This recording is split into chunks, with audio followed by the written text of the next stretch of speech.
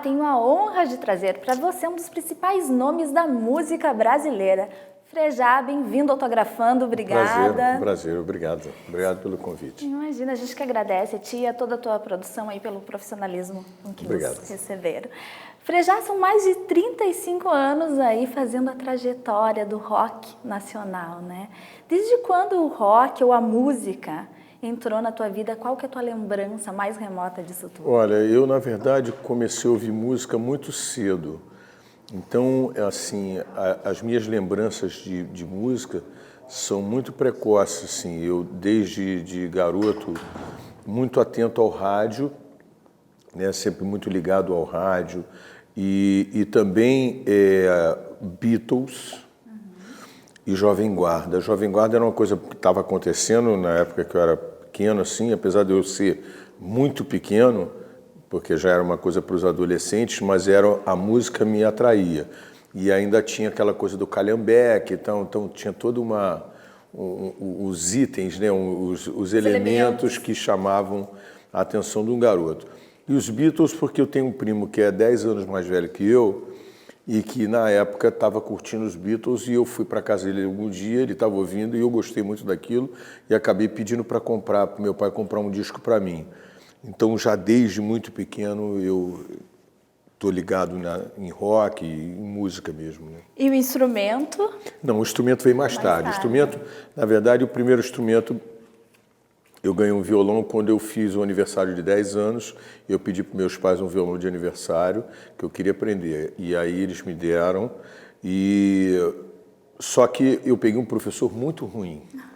E ele me desestimulou completamente. O meu violão ficou 4 anos guardado num cantinho do quarto, e eu ainda ouvindo muita música. Aí já era um comprador de disco, assim, regular e muito ligado em rock mesmo. E aí, aos 14, eu voltei até aula. Aí minha mãe lembrou de um conhecido dela, que tinha sido colega dela de funcionalismo público, e era um excelente professor de violão, mas era um cara muito ligado em música brasileira. Ele era nacionalista num nível assim radical. Mas naquele momento eu estava já ouvindo bastante música brasileira também, então não foi tão difícil. Difícil para ele era entender que eu queria aprender a tocar guitarra. Eu não queria ficar só no violão. Para ele, guitarra só jazz. Só guitarra de jazz. Guitarra de rock para ele não era uma coisa que ele considerava. Então, logo depois disso, eu tive mais ou menos um ano e meio de aula com ele, e depois eu passei para um professor de guitarra mesmo. E esse cara foi muito importante para mim. O de violão foi importante porque, como ele me ensinou a harmonia básica de música brasileira, assim, que é muito parecida com jazz, de uma certa maneira, foi muito importante para o meu lado de compositor, porque eu não fiquei preso só às possibilidades do rock. Mas tu já compunha nessa época? Não, mas é uma coisa que depois você acaba usando os elementos que você teve, né? E, no caso, o meu professor de guitarra foi muito importante para mim no sentido dele ser uma pessoa que tinha uma cabeça muito aberta. Era um cara que ouvia rock, que ouvia jazz, que ouvia música brasileira. Então, ele me ajudou muito nesse sentido de colocar, de tudo que eu também sempre gostei, de vários tipos de música. Então, ele me facilitou nesse processo de aprendizado a incluir todas essas coisas, né? Em vez de excluir, dizer, não, só quero aprender isso. Não, é bom que você tenha uma ideia geral de música e a partir daí você escolhe o teu caminho. Escolha, né?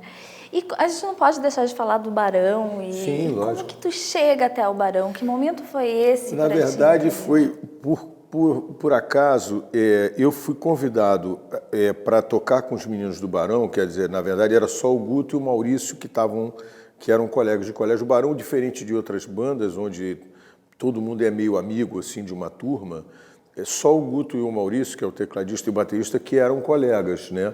E eles estavam querendo formar uma banda e foram procurar as pessoas para isso. E eu fui indicado para eles por um amigo deles que era guitarrista e que também era aluno do meu professor. Olha. Né?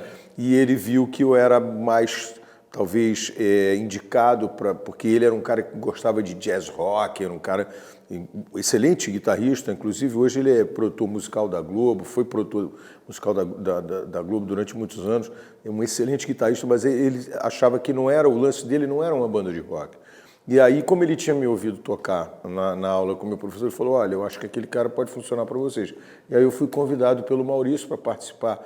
Na verdade, era um show que eles tinham, só que esse show acabou não acontecendo e a gente ensaiou muito quando chegou a formação final, que era já o Maurício, o Guto, eu, o Dé e o Cazuza, né? E a gente ensaiou muito para esse show e o show acabou não acontecendo. Ficamos frustradíssimos. E aí, a partir dali, a gente falou, pô, mas a gente gostou tanto desse processo todo de estar tocando junto, estamos aqui com o lance, vamos seguir, né? Vamos continuar fazendo o trabalho.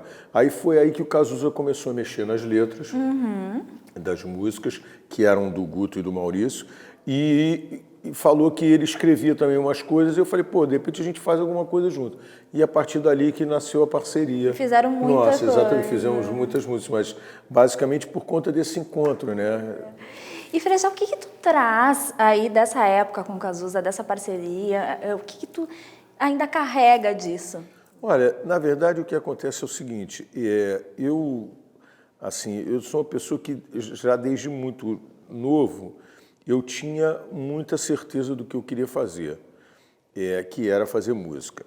E eu acho que a gente começou a trabalhar e a fazer as nossas músicas, e aquilo ali, que era uma coisa que eu não imaginava, compor, eu não me imaginava compositor, eu me imaginava guitarrista.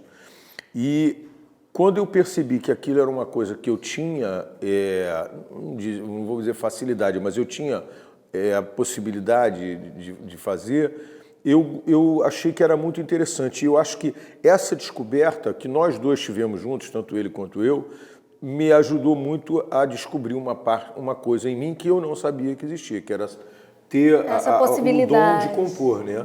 E isso é uma coisa que, para mim, eu carrego para sempre, porque foi uma descoberta que a gente teve junto. A gente se descobriu compositores, né, autores, juntos. E realmente, dessa primeira fase do Barão, eu acho que é muito essa descoberta.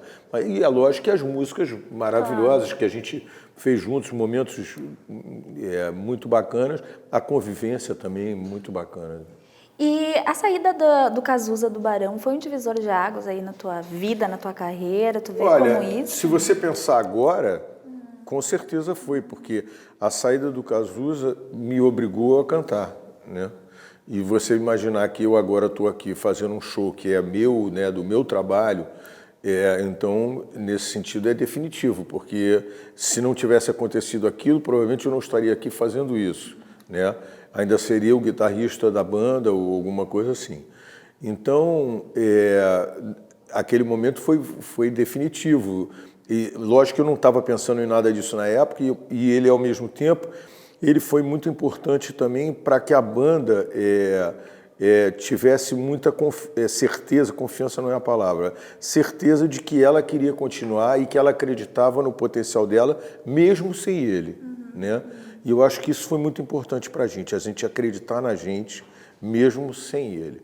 E como fazer um caminho agora sem a presença dele, que era um letrista fundamental dentro do trabalho, inspiradíssimo, uma pessoa realmente especial, e era a pessoa de frente da banda, né? Quer dizer, durante muitos anos ele era a cara da banda, e de repente a banda tem que ter outra cara.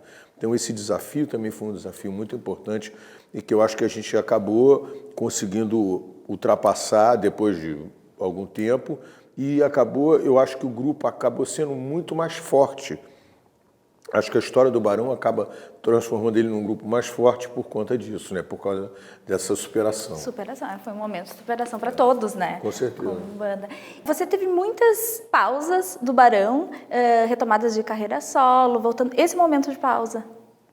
Esse momento é um de pausa com o Barão, com sim. O Barão. Sim, porque na verdade o que acontece é o seguinte: quando eu comecei a fazer o meu trabalho, o meu primeiro disco solo, na verdade, ele veio de uma necessidade minha eu senti que naquele momento da minha vida eu já tinha aprendido muita coisa e eu achava que eu tinha uma maneira minha de ver e que eu precisava botar aquilo para fora, e eu não queria que aquilo batesse de frente com a banda, porque seria muito ruim tentar impor aquilo à banda. E aí eu falei para eles, olha, eu quero dar uma parada porque eu quero fazer um disco, eu acho que está na hora, eu tenho que fazer isso agora. E só que quando eu comecei a fazer o disco, eu percebi que uma coisa era tudo que eu sabia e outra coisa é como você colocar isso de uma maneira onde isso tem uma cara, que de repente você faz um disco que você faz, cada música soa de um jeito completamente diferente, aquilo não parece que você tem um artista ali, você tem uma pessoa cheia de ideias. E esse desafio de conseguir achar essa sonoridade minha foi um desafio que eu não esperava no momento que eu fui fazer o meu primeiro disco e que, nesse sentido, o Tom Capone, na época que foi o produtor de uma parte do disco, de alguma das canções, foi muito importante no sentido de me ajudar a encontrar. Quando eu percebi que existia esse desafio, eu voltei ao pessoal da banda e falei, olha só, isso é muito mais complicado do que eu imaginava e não vai ser uma brincadeira de um disco só. Eu não vou lá e volto. Eu vou lá e vou precisar fazer pelo menos uns 2 discos antes de acontecer alguma coisa com o Barão de novo. E assim foi feito. Fiz 2 discos, acho que ali, de uma certa maneira, eu apresentei uma cara clara e consistente do que era a minha personalidade como artista. E aí, quando voltamos para o Barão, fizemos um disco que eu particularmente gosto muito, que é o disco que a gente fez em 2004, numa capa vermelha, que tem um material autoral bem grande. Mas eu percebi que ali, de uma certa maneira, a gente já tinha feito tudo que a gente tinha que fazer. Então, eu acho que hoje, para mim, o Barão é uma celebração de uma obra construída, enquanto que o meu trabalho é uma obra sendo construída. Em andamento. Né? Então, eu, na verdade, tenho isso para mim muito claro. Às vezes, é difícil para uma banda toda entender isso, porque as pessoas têm expectativas diferentes em relação ao próprio trabalho. Mas, na minha cabeça, hoje, isso está muito claro. Né? Então, eu acho que, para eu estar com o Barão na estrada, eu acho que tem que ter um motivo muito bacana para estar celebrando aquilo, para as pessoas, para chamar o público para aquilo, criar uma expectativa para que as pessoas vão ali celebrar aquela obra que tem tantos momentos bacanas, né? Por exemplo, eu não consigo, de uma certa maneira, fazer isso, vamos dizer assim, regularmente. Eu não acho que tem que ser regular. Eu acho que tem que ser irregular mesmo. De uma hora para outra, isso pode vir a acontecer. Porque eu não estou brigado com eles, nós não estamos brigados, a gente adora tocar junto, mas, assim, estar na estrada, só por estar na estrada, vai acabar sendo uma repetição por si só. E eu não quero isso, porque aí vai virar uma coisa entediante e, em algum momento, eu vou estar incomodado em fazer uma coisa que eu quero estar sempre fazendo com o maior prazer, né? Então, nesse momento, para mim, o Barão é muito mais esse aspecto celebratório. Em algum momento volta a acontecer, não é uma coisa que nunca mais vai acontecer, mas não tem uma possibilidade agora tão próxima, porque eu acho que a gente fez já 2 paradas onde voltamos, eu acho que agora não é para as pessoas ficarem esperando, vão tocar, daqui a 3 anos volta, aí daqui a pouco para um pouquinho, depois... Não é assim. Foi assim até agora. Agora não, agora vai demorar para voltar mesmo. Quando voltar, volta para celebrar, sei lá, 40 anos de carreira. Bacana, tá bonito. Legal. A gente espera também. A gente vai para o intervalo e volta já.